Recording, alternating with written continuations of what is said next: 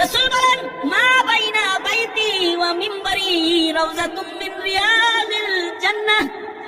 নবীজি বলেন, আমার ঘর আর আমার মিম্বরের মাঝখানের জায়গাটা হলো অরিজিনাল জান্নাতের মাটি। এই কারণে মুমিনের জীবনে চোখের পানিওয়ালা দরখাস্ত থাকে, আল্লাহ গো আমার কিন্তু মসজিদ নববীতে 2 রাকাত নামাজ পড়তে, আমি জান্নাতের ওই খণ্ড মাটির মধ্যে 2 রাকাত নামাজ পড়তে চাই। কারণ যে ওই মাটিতে ঢুইকা নামাজ পড়লো সে আল্লাহর জান্নাতের ভিতরে ঢুইকা নামাজ পড়লো, সেই মাটি মসজিদে নববীর ভিতরে। আর ওখানে ইমাম সাধারণ কোনো ইমাম না, ইমাম হলেন ইমামুল মুরসালিন, যিনি নবীদের ইমাম, তিনি ইমাম হয়ে মসজিদে বসে রয়েছে। আর যে সাহাবীরা বসে রয়েছে এরা আল্লাহর কাছে শ্রেষ্ঠ। উলাইকাল্লাযীনা ইমতাহানাল্লাহু কুলুবাহুম লিত্তাকওয়া, এরা সবাই আল্লাহর কাছে পরীক্ষা দিয়ে পাস। এরকম মানুষ সব বসে রয়েছে। এইরকম ভালো মানুষগুলা যারা দুনিয়াতে জান্নাতের সুখবর পাইছে মসজিদে নববীর ভিতরে আছে। আর হেমিয়া এই মসজিদে ঢুকে যায় ফাবালা কাইমান ফিল মসজিদ, হাদিসে আছে মসজিদে দাঁড়ায় আসে পেশাব শুরু করছে। সাহাবীরা চিন্তা গেছে, জায়গাও চিনস না, স্থানও চিনস না, জেনে এনে খারায় মতিস। সাহাবীরা যখন বাধা দিতে গেছে, আল্লাহর রাসূল সাহাবীদেরকে বাধা দিয়ে বলে, ওকে পেশাব করতে দাও।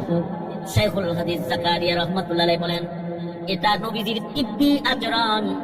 আল্লাহর নবী চরিত্রে খালি বড় না, তিনি ডাক্তারও বড়। পেশাবের মাঝখানে পেশাব থামাইলে দেহের ক্ষতি, তাই তাকে পেশাব করতে দিচ্ছে। আর সাহাবীদের বলতেছে, থামায় না, করতে দাও, পেশাব শেষ হয়ে গেলে তোমরা পানি দিয়ে ধুইয়া দিও। পেশাব কমপ্লিট করে লাইছে দাঁড়ায় দাঁড়ায়। নবী আলাইহিস সালাতু ওয়াস সালাম তাকে আদর করে ডাক দিয়েছেন, এই কাছে আয়। বগলের নিচে বসায়া আল্লাহর রাসূল বলে, এটা আল্লাহর ঘর, এখানে এগুলো করতে নাই, এটা সিজদার জায়গা, যায় সুজুদ, মসজিদ, নামাজের জায়গা, এখানে মুসলমানরা ইবাদত করে, এখানে কি পেশাব করে কেউ? কি জন্য আইসা?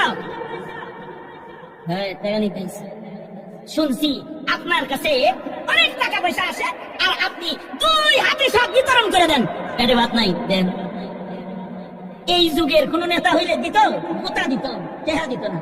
কিন্তু আল্লাহর রাসূল বললেন, এই বাইতুল মালের মুহাফিজকে বললেন, বেশি করে কিছু দিনার দিরহাম লয়ে আসো, ওকে দিয়ে দাও। বেশি করে কিছু টাকা আনা হলো, তাকে দেওয়া হলো। এবার নবীজি সাথে গল্প নবীজি বলে, কেমনে আইছ? বাড়ি কই? অনেক অনেক লম্বা পথ সফর করে এসেছি। কেমনে সফর করেছো? আইসি আমরা জিগে, ভাই কেমনে আইছেন? তার মানে সাইকেল আইছেন না, অটোতে আইছেন না, গাড়িতে আইছেন? গরিবের বাড়ি কয় দেন না, তুলে লাগেন না, আইসি। আল্লাহর রাসূল বললেন, এই বাইতুল মালের উট আছে।